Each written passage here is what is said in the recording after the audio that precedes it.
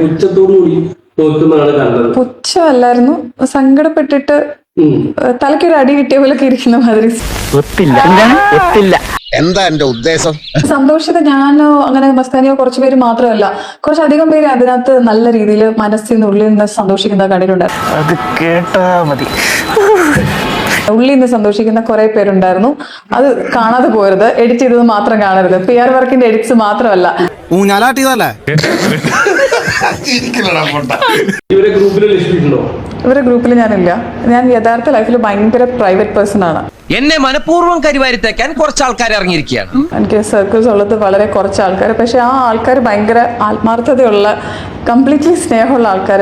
ഈ പറഞ്ഞതിന് വേറൊരർത്ഥം ഇല്ലേ? വെറുതെ ഇങ്ങനെ ഫേക്ക് ആയിട്ട് കാണിക്കാൻ വേണ്ടി ചിരിക്കുന്നു, കൂടെ ഉണ്ടെന്ന് വിചാരിക്കുന്നു, അങ്ങനത്തെ ആൾക്കാർ എനിക്ക് തീരെ താല്പര്യമില്ല. ഇത് എന്നെ ഉദ്ദേശാണ്, എന്നെ തന്നെ ഉദ്ദേശാണ്, എന്നെ മാത്രം ഉദ്ദേശാണ്. ആവശ്യമില്ലാതെ വെറുതെ പ്രഹസനങ്ങൾ കാണിക്കാനായിട്ടുള്ള ഇതിൽ I M out of it.